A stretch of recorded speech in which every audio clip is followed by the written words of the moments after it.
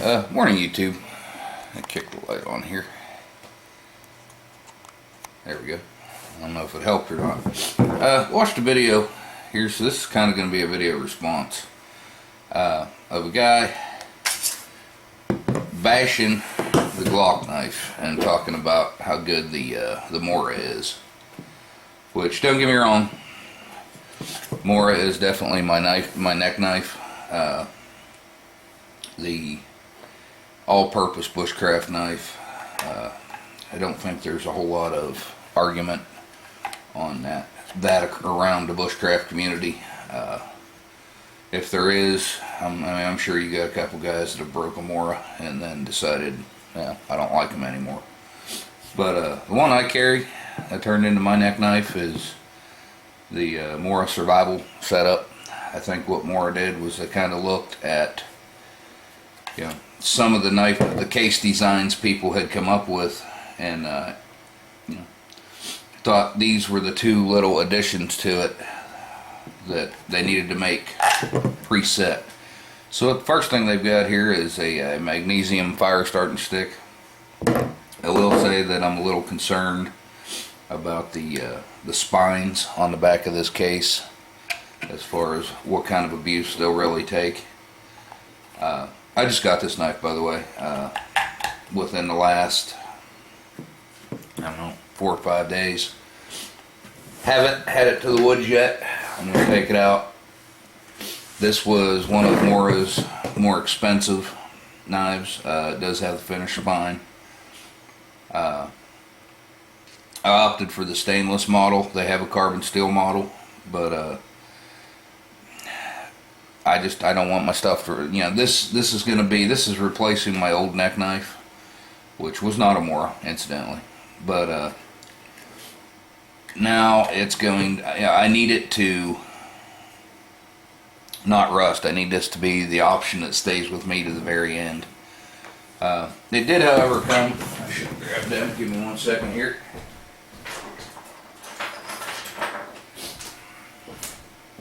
It did come with a couple of different belt clip options, which I'm going to throw these in my case. Just, you know, they ain't going to take up any real space. But if I didn't want to wear it as a neck knife option, kind of untie the case here with my homemade neck lanyard, which I just made out of some 550 cord.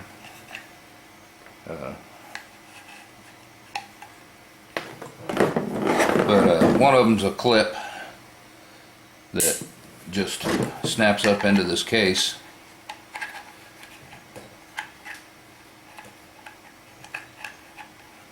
There we go. And then when you want to get it off, you just push it down, twist it, and take it off. It's actually a lot more secure than I think it looked there. Once it's locked in, you got to give that thing a good push to get it out. But I really am more concerned, I mean, this is more of a neck knife option to me. My old neck knife was truly just a small knife that I had found with a hard sheath that had held it in there, and I decided that was good. And you know what, it had been a good knife. It's not the quality of a Mora knife, obviously. But anyway, in the video response portion of it, the guy really bashed the Glock knife. And as you guys know from my last video, I carry the Glock field knife and have for a long time. One of his major problems with it was the release. Well, first of all, the release on this was designed so that this knife could be worn vertically on your pack or your gear or your vest or whatever you're wearing it on, and you don't have to worry about it falling out. So this release really lends to that. But seriously, how hard did that look like it was to get that out of there? Well, I don't like the release. It's too tough for me to get my little fingy under it. Seriously, if you can't use that or figure out how to use that, there's not a whole lot of hope for you. I mean, all you do is put your thumb under it and press it up, just very ever so slightly. and pulled the knife out. But that was one of his problems. The other problem was the tip. It's not pointy enough for him. The Glock field knife, when you buy it, and this is a model 78, they make another one now that's got a saw on the spine. I've had this one for a very long time. You can see there's plenty of patina and rust on the blade. But I actually take, because I didn't like the tip that was on it either, I spent about 15-20 minutes with a file and then resharpened it down to a true tip. Now I don't have one here because we just did this to my boys the day before I watched that video, or I would have left it on there for a minute, long enough to make the video. They make that, this is not a quote-unquote survival knife. You're really comparing apples to oranges. You know, the Mora is a razor edge, super high steel, high grade stainless steel, very fine tip point knife. Well, for all of us that have had super fine tip point knives and actually take them out and use them, we all know that that tip gets broken off way more often than not.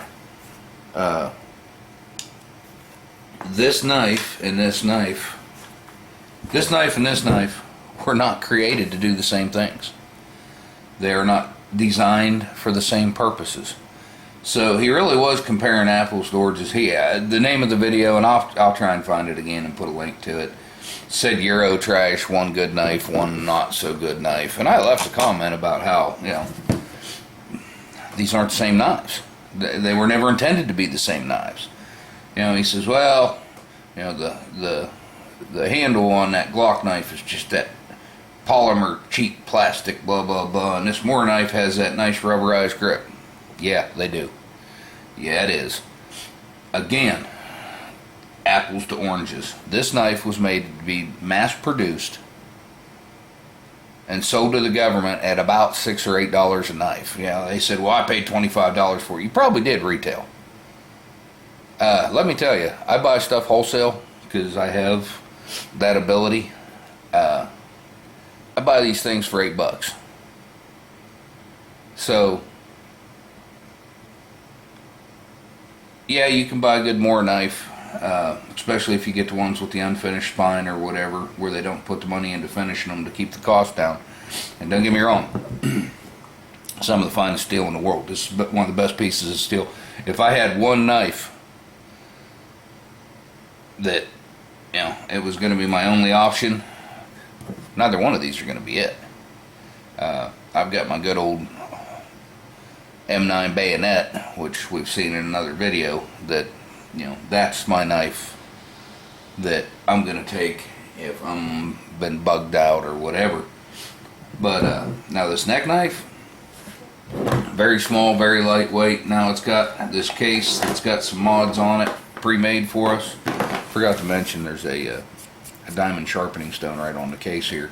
And I'm looking for what else I'm going to do to this case to make it my neck knife, my permanent neck knife. But any one of these knives is a good piece of steel. Like I said, I spent a little bit of time with a file on that blade, got the tip where I wanted it, and but like I said, this knife was made to be mass produced, sold to the U.S. government, or whatever government, doesn't have to be U.S. government, U.S. government doesn't even buy these, but sold to the government for pennies to issue to soldiers. This thing is indestructible. I have beat it, hammered it, used it to chisel, like literally hit it in the back with a hammer and used it to chisel out wood. I have truly abused this knife more than you should ever abuse a knife. It's been underwater for extended periods of time. I don't understand how somebody can come on there and call something like this a piece of EuroTrash, because this poor thing has been to hell and back with me, or more to the point, I've put it through hell. This one hasn't been to hell yet. My M9 bayonet has.